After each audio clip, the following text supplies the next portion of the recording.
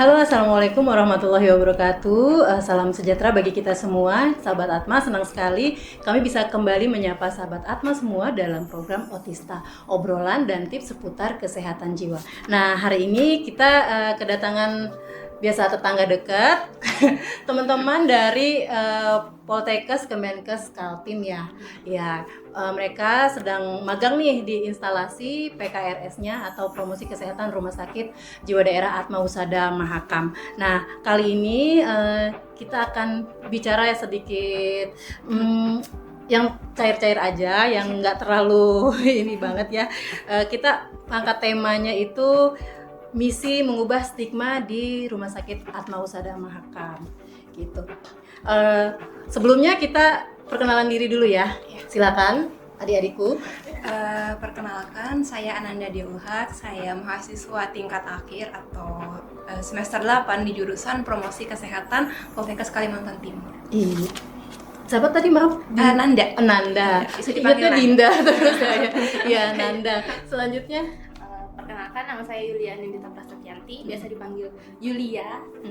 Saya mahasiswa dari Poltekkes Kemenkes Kaltim, jurusan Promosi Kesehatan semester 8. Oke, jadi ya sahabat Atma, selain kita membuka layanan untuk kesehatan jiwa, kami juga membuka layanan selebar-lebarnya untuk teman-teman yang dari nakes atau non-nakes yang ingin menimba ilmu nih gitu ya, jadi magang secara langsung di lapangan gitu. Contohnya adalah adik-adik kita dari Poltekkes Kemenkes Kaltim. Nah, kita lanjut ke pertanyaannya. Siap? Siap. Siap. Nah, di kampus kan kalian nih sudah belajar nih ya tentang strategi promosi atau promosi kesehatan ya, advokasi dan pemberdayaan masyarakat. Nah, pas terjun ke Rumah Sakit Jiwa Daerah Atma Husada ini, kaget nggak dengan praktek kenyataannya secara teori sama prakteknya gitu? Ini mau satu-satu aja atau bareng? Kalau ini kayaknya mungkin dari persepsi masing-masing ya. Ya. Mungkin Nanda dulu. Saya duluan ya. Kalau dari saya sih jujur agak kaget, tapi kagetnya ini dalam Wow, aku kaget. ya. Kaget gitu. Tapi kagetnya dalam artian yang positif ya, karena kalau sebelumnya kan di kampus kita itu belajarnya lebih ke teori, konsep, terus juga mungkin praktik sedikit-sedikit lah. Nah, kalau misalnya di rumah sakit ini kan kita langsung menerapkan itu semua, terus juga harus berbaur, menyesuaikan diri dan belajar hal-hal lainnya yang mungkin kita belum pernah ketemu atau pelajari sebelumnya. Jadi kagetnya itu kaget dalam artian positif, di mana kita dapat pengalaman yang baru di sini. Oke, kalau dari Yuli? Jujur lumayan kaget ya Mbak, karena kan di kampus ya itu sama kayak yang Nanda bilang tadi, cuma belajar teori, konsep. Sedangkan di sini benar-benar praktiknya langsung, terus menghadapi orang-orang di lingkungan rumah sakitnya, pasiennya, pas penyuluhan apalagi sih Mbak. Nah, berarti kan di instalasi PKRS berarti dengan Ibu Loren ya? Ya. Nah, bagaimana menurut kalian tuh? Seperti dosen killer atau gimana? Atau memberikan masukan yang best gitu? Ini satu-satu juga ya? Boleh. Oke, kalau dari saya emang first impression yang pertama itu kayak dosen killer gitu. Waktu pertama kali Iya, pertama kali gitu kan. Terus kalinya seiring waktu berjalan kan makin kenal, makin sering komunikasi. Sebenarnya ibunya baik aja kok, seru juga. Kita sering bercanda, sering cerita bareng, sering sharing juga masalah penyuluhan, masalah kayak pengalaman kita selama penyuluhan itu dan lain-lainnya. Kalau Yuli ke Iya. Ibu? Sama sih Mbak, awal pertama kali ketemu, dosen killer ini mencekam gitu. Berarti agak takut-takut. Ada takut-takutnya, apalagi ibu kan senior banget nih, jadi kayak harus jaga sopan santun. Tapi lambat laun kita bisa berbaur, komunikasinya enak juga sama ibu. Nah gitu. Nah mungkin sahabat Atma juga yang mungkin sedang sekolah kesehatan ya, apa khususnya mungkin di Promkes, bisa juga nih mengikuti jejaknya dari teman-teman kita, adik-adik kita ini. Selanjutnya sebagai mahasiswa lokal di Samarinda, menurut kalian nih warga kita di Samarinda ini sudah cukup melek belum sih soal kesehatan jiwa? Kalau misalnya dari perspektif saya sendiri ini, untuk melek itu sebenarnya belum bisa dikatakan melek banget atau sudah melek sepenuhnya gitu ya. Soalnya masih ada beberapa orang kadang itu yang menganggap kalau gangguan jiwa ini, rumah sakit itu kan, rumah sakit jiwa itu biasanya dekatnya itu sama yang kayak gangguan jiwa gitu, Iya, kayaknya perspektif stigma, orang-orang yang iya. stigmanya. Nah mereka itu kan mempersepsikannya langsung ke yang hal-hal negatif gitu, padahal kan nggak semua gangguan jiwa itu seperti yang mereka pikirkan gitu, yang orang gila, orang mengamuk, karena kan gangguan jiwa ada banyak jenisnya gitu. Jadi mereka tuh kayak bisa dibilang masih tabu sama Iya, hal-hal belum gangguan melek ya. jiwa itu. Nah, kalau kalian sendiri, waktu kalian aku mau magang di rumah sakit jiwa, apa sih yang pertama kalian pikir di rumah sakit jiwa itu apa? Yuli misalnya, ada rasa ketakutan, pikirnya stigma itu tadi, maksudnya masih kayak gini, oh seperti yang di film-film, oh bangsalnya begini begitu, ternyata kan setelah dilihat nyaman misalnya. Ada sih Mbak, kan awal takut kayak mungkin banyak orang-orang pasien-pasiennya bisa kesana kemari, mungkin bisa papasan sama pasiennya, ada ketakutan sedikit di situ, tapi ternyata setelah dijalani di sini aman, nyaman, nggak ada stigma itu terpatahkan gitu. Nah, itu catatannya ya, sahabat Atma, berarti stigma itu terpatahkan karena memang kita memberikan kenyamanan ya, dari mulai pendaftaran sampai ruang tunggu polinya juga kita buat sedemikian rupa. Mungkin memang tidak sebesar di rumah sakit umum gitu ya, tapi kenyamanan itu ada gitu ya. Nah, gitu sahabat Atma. Nah, adik-adik semuanya, selama di Promkes nih ya, yang di diketuai oleh Ibu Loren, konten apa nih yang paling menantang dan paling seru gitu untuk yang kalian buat bersama Ibu? Oh, yang sering buat konten Yang paling seru yang audiovisualnya kah, atau yang kalau lebih ke kegiatannya ya Mbak, kayak kita kan setiap hari penyuluhan, terus setelah penyuluhan kan biasanya saya ngedit video kegiatan harian itu sih, kayak seru aja, selalu ada video dokumentasinya begitu, jadi bisa edit sesuka saya. dan Ibu asesi terus. Ada masukan dari Ibu beberapa. Iya. Kalau dari Nanda? Kalau dari saya, konten kan tadi sudah diwakilin sama Julia ya. Kalau saya ini mungkin lebih ke kegiatannya yang paling menyiapkan kayak penyuluhannya itu kan kita harus bisa berkoordinasi satu sama lain, terus juga menyesuaikan antara koordinasi dengan pasien gitu kan, terus dengan media yang mau kita pakai, sama teman-teman juga yang di sana gitu. Jadi serunya di situ sih. Oke, berarti masih dapat keseruannya nih ya, gitu. Nah, sebagai mahasiswa Poltekkes, apa sih pesan kalian ya? Nah, berarti nanti satu-satu kan jawabnya kan? Apa pesan kalian buat teman-teman sejawatnya kalian atau masyarakat umum lah soal tentang Atma Husada? Gimana? Dariku dulu. Dulu. Kalau untuk masyarakat luar, jangan takut kalau mau periksa ke sini, jangan takut. Di sini pelayanannya nggak cuma tentang kesehatan jiwa, tapi ada pelayanan umum, macam-macam di sini. Oh iya, betul sekali. Jadi saya ingatkan, maaf ya saya potong dulu, sahabat Atma, di Rumah Sakit Atma sekarang sudah melayani untuk penyakit-penyakit fisik lainnya yang umum ya, seperti ada saraf, kita punya dokter saraf, dokter anak, kemudian juga dokter anestesi. Pokoknya nanti di akhir acara kita akan berikan catatan apa saja layanan-layanan terbarunya dari Rumah Sakit Atma Husada. Lanjut Nanda sekarang. Tadi kalau misalnya ke masyarakatnya sudah diwakilin sama Julia kan ya, kalau misalnya jangan takut untuk berobat ke sini karena ya ada pelayanan umumnya juga, nggak cuma tentang penyakit jiwa saja. Terus kalau untuk rekan-rekan sejawat itu mungkin pesannya kayak kita di sini sebagai calon nakes atau promosi kesehatan nantinya, mari sama-sama untuk mengedukasi masyarakat dari luar sana yang mungkin masih terpapar sama stigma negatif tadi ya. Betul. Jadi kita sama-sama untuk memberikan informasi dan mengedukasi mereka supaya stigma negatif tentang rumah sakit tadi bisa terpatahkan. Iya, betul. Terima kasih. Semoga pesannya juga bisa terus disampaikan kepada teman-teman yang mungkin yang satu jurusan, walaupun walaupun beda kampus itu kan punya teman juga gitu. Nah sekarang Mbak mau tanya itu kan kalian sudah berapa minggu nih bergabung di tim PKRS timnya Bu Loren? Sudah sebulan lebih. Hampir sebulan ya. Kalian di sini bakalan sebulan atau 2 bulan? 2 bulan aja. Bakalan 2 bulan. Nah, menurut kalian nih gimana sih suasana kerja di sini ya? Maksudnya tuh dalam mendukung kreativitas anak muda seperti kalian tuh seperti apa? Misalnya ibu dukungannya seperti apa? Kalau untuk lingkungan kerjanya itu alhamdulillah suportif banget sih di sini.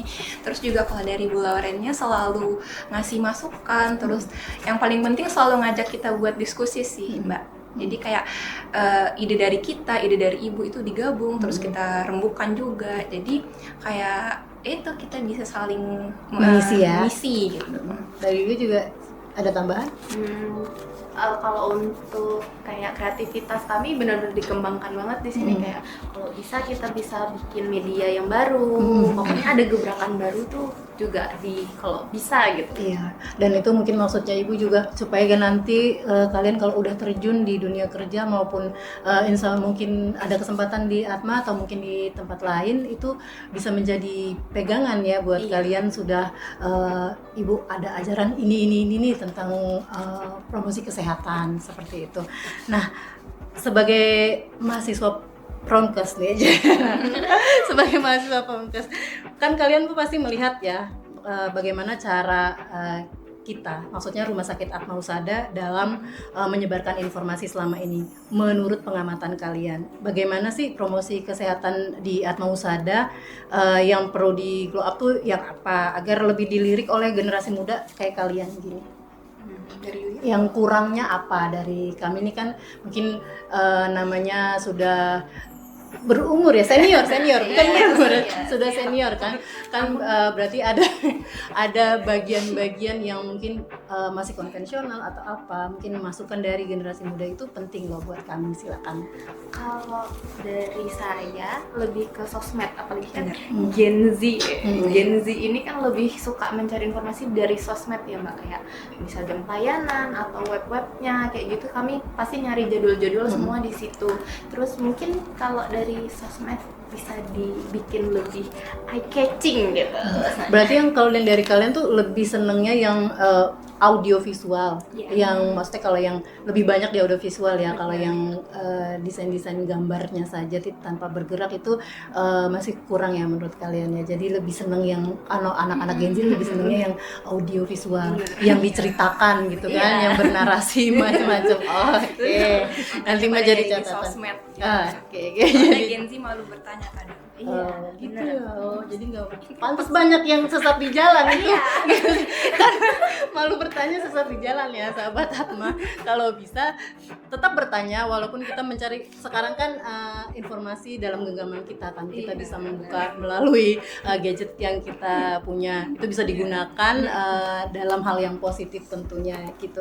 Nah, lanjut lagi ke pertanyaan selanjutnya nih, kalau kalian punya kuasa penuh ya untuk menambahkan satu alat atau satu fasilitas di instalasi PKRS-nya yang di Atma Husada nih, misalnya kalian bilang sama ibu kayaknya harus ada ini deh gini, itu tuh kalian tuh mau bilang ke ibu tuh siapin apa gitu, sarana prasarananya untuk mendukung jalannya PKRS di Rumah Sakit Atma Husada. Ini sudah sempat kita rembukan juga sih, sudah pernah ada obrolan juga kalau misalnya kayaknya bakal bagus nih kalau misalnya ada kayak semacam pojok baca gitu yang isinya mungkin kayak leaflet atau media-media kesehatan yang bisa dibaca sama pasien atau sama pengunjung yang lagi nunggu di ruang tunggu gitu kan. Jadi mungkin habis penyuluhan gitu ada kan biasanya orang-orang masih berdatangan, mereka bisa baca sambil nunggu dipanggil. Iya. Kalau terkait pojok baca sebenarnya kita sudah ada menyiapkan tempat ya. Cuma bacaan-bacaannya itu karena kita banyak anak ABK kan itu banyak dirobek-robek, jadi memang masih diundurkan dulu. Mungkin kita masih cari tempat yang mungkin nanti ada dikasih pagar kah atau apa untuk bisa anak-anaknya terpantau seperti itu masih dipikirkan juga. Tapi terima kasih sudah memberikan masukan tentunya. Mungkin kalau misalkan ditambahin ibu harus punya kamera atau apa gitu kan. Lebih ke media penyuluhannya sih Media. Mbak, karena kan kadang kita masih bawa dari ruangan PKRS untuk ke ruang tunggu ini kan, mungkin kalau kayak alatnya TV-nya langsung tersambung via wireless atau mungkin audionya langsung tersambung via wireless kan jadi lebih gampang gitu. Oke, nanti dipikirkan sama ibu nanti untuk kedepannya mungkin ya. Oke, selanjutnya nih kan selama kalian magang ya, mungkin kalian melihat ada celah nih yang belum kami sentuh gitu kan di Rumah Sakit Atma Husada. Ada nggak ide program untuk promosi kesehatan yang belum ada nih di sini yang menurut kalian ya gitu, yang sepenglihatan kalian gimana? Tapi menurut kalian tuh bakal efektif banget nih kalau diterapkan di rumah sakit. Ada nggak? Ada Yulia Ada sih Mbak, kayak ke ke sekolah. Anak-anak ini kan sudah pernah kita omongin juga sih Iya. Mbak, kayak anak-anak tuh apalagi zaman sekarang tuh aware banget masalah kesehatan mental. Cuma mereka kadang nggak tahu harus kemana gitu. Nah, jadi kalau kita misalnya dari pihak rumah sakit ada kayak sosialisasi Benar. kayak begitu, jadi kayak anak-anak ini tahu mau kemana, butuhnya apa gitu. Jadi terarah kayak gitu. Iya, mungkin nanti akan dirundingkan dengan ibu. Mungkin juga kita beberapa sih sebenarnya ada dari ibu, mungkin ada apa namanya tuh PKS gitu. Nanti bisa dicek dengan Ibu Loren. Kalau sepertinya sih memang ada, cuma mungkin berjalannya itu tergantung situasi kan, situasional seperti itu. Tapi itu masukan yang bagus tentunya gitu. Nah, ada lagi nggak satu hal yang ingin kalian tinggalkan dan perbaiki di PKRS Atma Husada sebelum kalian menyelesaikan masa magangnya nih nanti gitu, supaya adik-adik tingkat kalian tuh nanti dari Poltekkes ya, khususnya ya Poltekkes Kemenkes Kaltim nanti bisa bekerja lebih maksimal gitu. Siapa tahu abis dari kalian nih generasinya, ada lagi nih squad dari dari Kemenkes Kaltim Poltekkes, gimana? Kalau yang ditinggalkan mungkin kayak media gitu ya. Kita kan di sini magang ada bikin media semacam leaflet, terus video-video juga. Itu yang kita tinggalkan dengan harapan semoga nanti apa yang kita sampaikan di situ bisa sampai ke masyarakat, terus menjadi informasi yang informasi yang berkelanjutan Oke, gitu iya. untuk mereka. Terus juga Dan untuk adik tingkatnya gitu Ya, yang kalau- di sini ya, nanti untuk kalau adik ada tingkat itu mungkin lebih ke nanti kan mungkin mereka habis ngelihat media kami ya yang kami buat itu, dari mereka bisa dikembangkan lagi jadi sesuatu yang baru atau mungkin materinya lebih update gitu. Oke, baiklah sahabat Atma nih, kita sebelum menutup ya, kita sudah cuap-cuap dari tadi berapa jam ya? Tadi nggak bawa jam juga. Mungkin dari Yulia atau Nanda, closing statement dari apa yang kita bicarakan tadi. Aku penutupan aja. Ayo, closing statementnya kalau dari Yuli apa? Kalau dari saya, makasih banyak sudah dikasih kesempatan untuk magang, untuk tampil di podcast ini. Banyak banget yang bisa kita belajar dari magang ini, pengalaman baru di rumah sakit jiwa yang jarang orang tahu. Terus apa ya? Apa lagi Nan? Ada lagi? Kayaknya itu dulu. Iya. Dilanjut. Mungkin kalau dari saya lebih mungkin teman-teman yang tertarik ke dunia promosi kesehatan nanti udah misalnya yang SMA atau SMK nih bingung mau lanjut kemana, bisa nih kayaknya lihat-lihat dulu di jurusan promosi kesehatan Poltekkes Kemenkes Kaltim, karena kita di situ ada jurusan D4 promosi kesehatan ya. Iya. Nah, itu jurusan kita. Jadi mungkin kalau tertarik untuk masuk bisa kepoin dulu, bisa lihat-lihat dulu. Seru loh. Nah, oke. Oh, seru loh, itu dah poinnya. Poinnya dari semuanya ya sahabat Atma, kalau di promosi kesehatan itu adalah seru loh. Dan boleh kepoin juga di tadi Nanda bilang bisa di websitenya ada, nanti bisa cari di websitenya Poltekkes atau Instagramnya juga ada. Iya, oke lah sahabat Atma. Sekali lagi terima kasih. Selamat untuk kalian, masih beberapa waktu lagi kan menjalani masa magang. Nanti semoga dengan hasil yang baik juga, dan kemudian mungkin bisa menjadi profesional yang baik gitu ya, mencontoh Ibu Loren tentunya ya kan. Oke sahabat Atma, apabila masih ada pertanyaan lebih lanjut atau membutuhkan informasi terkait layanan kesehatan jiwa, sahabat Atma dapat menghubungi layanan kami di 0811 5878 78. Kami ulangi di 0811 587 8787. Nah, selain itu bagi sahabat Atma yang sedang mengalami tekanan berat atau krisis emosional, kami juga menyediakan layanan Pujasera, yaitu Peduli Jiwa Selamatkan Harapan di nomor 0811 5800 8887. Gitu ya sahabat Atma. Oke, sekali lagi kami ucapkan terima kasih. Salam dari kami semua. Wassalamualaikum warahmatullahi wabarakatuh. Salam sehat jiwa raga. Tapi Bu Loren.